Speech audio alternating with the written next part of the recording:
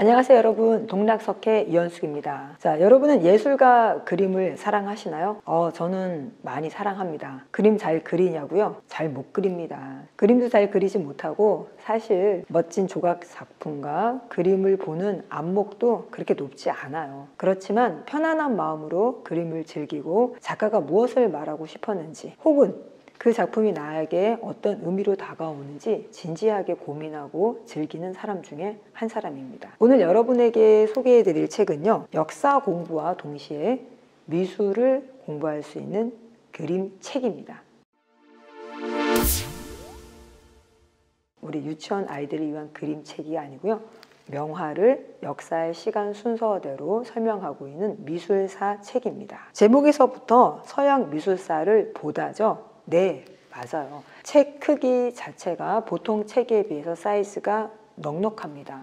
그래서 다양한 명화의 작품을 크고 선명한 색상으로 실어놔서 그림을 감상하고 그림에서 좀 더 생생한 느낌을 살리기에 충분한 책입니다. 제목은 서양 미술사를 보다 1, 2입니다. 1, 선사시대부터 로코코 시대까지. 로코코 시대면 18세기겠죠. 다양한 역사 이야기와 함께 그 시대의 사람들이 세상을 어떻게 바라봤고 무엇을 소망했으며 그들에게 있어서 자연과 사회와 미래를 위해서 살아가는 방식이 어땠는지를 그림을 통해서 설명하고 있는 교양 서적입니다. 물론 이 책은 추천 연령대가 넓어요. 세계사를 하나도 몰라도 되고요, 편안하게 그림만 감상해도 좋습니다. 초등학교 4학년 이상, 4학년으로 치면 겨울방학 때쯤이겠죠. 초등학교 4학년 겨울방학 때쯤부터 시작해서 성인까지 역사와 인간과 예술에 대해서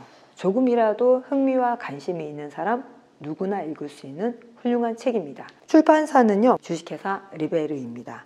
서양 미술사를 보다 1권 한번 볼까요? 자, 여기 펼쳐보시면 역사의 시간 순서대로 시작이 됩니다. 서양 미술사를 보다 어린 말 다음에 선사, 고대 미술로 시작하는데요. 각 챕터마다 챕터 전체 개괄을 짧은 문장으로 요약해 놓고 있습니다. 이 파트는 굳이 안 읽어도 되지만 저는 읽었을 때 큰 도움이 되더라고요.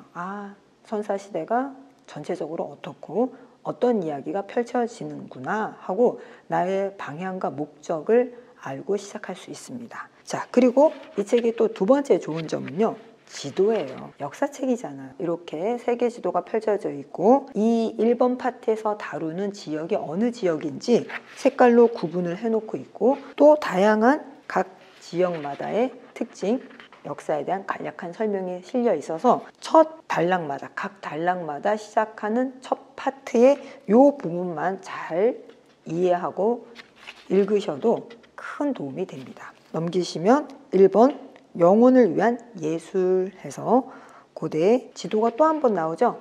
고대 파트 중에 메소포타미아, 이집트 그리고 에게 문명까지 어느 파트의 이야기, 그림, 조각, 벽화가 실려 있는지에 대한 전반적인 지리적인 이미지를 실어놓고 있습니다. 첫 번째 한번 볼까요? 맞습니다. 이렇게 아주 고대 사회, 문명이 발생하기 이전 사회부터 믿음과 바람을 담은 벽화가 나옵니다. 알타미라 동굴 벽화, 그리고 라스코 동굴 벽화. 정말 감동적이지 않나요? 어떻게 이렇게 표현했을까? 저보고 그려보라고 해도 정말 귀여운 만화 같은 소를 그릴 것 같은데 고대의 조상들이 이런 멋진 작품을 남겼다는 거, 학생들과 항상 첫 파트 시작할 때마다 저희는 모두 감동을 받습니다. 와, 선생님 너무 잘 그렸어요. 예술이라는 게 그렇겠죠. 도구의 발전과 생각의 발전이 작품으로 그대로 전해지겠지만 이 작품이 남아서 우리에게 이렇게 다양한 의미로 다가올 수 있다는 게 신기합니다. 자, 이렇게 파트마다 지금 보시는 것처럼 가장 중요한 사진 자료 내지는 그림 자료가 아주 알차게 실려 있습니다. 그리고 앞부분을 읽으면 역사에 대한 이야기도 쭉 이해가 가요.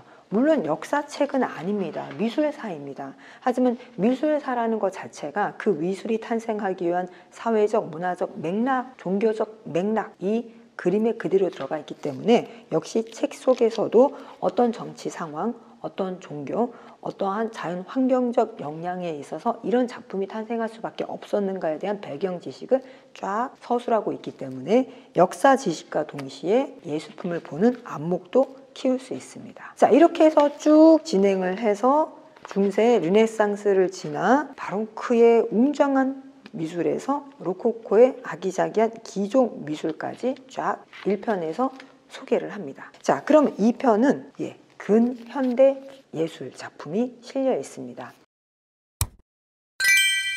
신고전주의부터 시작해서 후기 인상파까지 근대 미술 해서 세계 지도가 훨씬 더 자세하고 넓게 나와 있죠. 근대 미술에 대한 전반적인 개괄을 2단락 정도로 요약을 해주시고 그 다음에 세계 지도가 나와 있어서 내가 지금 읽어야 될 파트의 이야기는 이곳에서 전개된 이야기를 지금 싣고 있구나 라고 정보를 줍니다. 자, 근대 파트 이야기를 넘어가면 조화와 균형 대 자유와 직관 해갖고 어디로 가고 있을까요? 바로 프랑스입니다. 우리가 근대 미술의 중심지, 미술의 어떤 용광로, 바로 프랑스죠. 우리가 아는 대표적인 마네, 고흐, 르누아르, 모네 등등 수많은 화가들이 활동했던 곳이 바로 프랑스입니다. 그래서 세계 지도에 프랑스가 딱 중심이 되어 있죠. 그러면서 신고전주의, 마라의 죽음부터 실려 있습니다. 이 책 속에서는 이 작품이 굉장히 선명하고 뚜렷하게 나와 있잖아요. 근데 실제로 미술관에 가서 작품을 보면 깜짝 놀랍니다. 일단 사이즈가 틀려서 놀라고요. 책에 미술 작품을 실을 때는 아무래도 굉장히 집약해서 축소해서 실어 놓으니까 색깔이나 선이 확실히 선명하잖아요. 근데 실제로 미술 작품을 보면 그 책에서만 봤던 느낌하고는 확실히 좀 다르더라고요. 그래서 여러분이 가능하시면 이 책을 읽고 미술관에 가보시는 건 어떨까 추천해 드립니다. 자, 그래서 이 책의 마지막 파트는요, 현대 미술인데 현대 미술 정말 어렵지 않나요? 그런데 이 책을 따라서 천천히 읽어 나가다 보면 추상 미술, 뜨거운 추상, 차가운 추상, 그리고 액션 페인팅, 그리고 팝 아트, 행위 예술, 마지막에는 키네틱 아트입니다. 물론 여기는 실물 사진이 실려 있지는 않지만 유튜브 같은 데서 키네틱 아트라고 검색을 하시면 왜 해변을 걸어 다니는 로봇 같은 모양의 기계 같은 그런 작품들 많이 볼 수 있죠. 그래서 전반적으로 역사를 미술을 통해서 쫙 즐겁게 보고 읽고 이해할 수 있는 책입니다. 정말 교양서적이고요. 남녀노소 상관없습니다. 어린아이한테도 좋아요. 왜요? 그림만 봐도 괜찮습니다. 초등 4학년 2학기 때부터 천천히 읽을 수 있는 책이고요. 그 아래의 친구들은 내용보다는 그림만 봐도 좋습니다.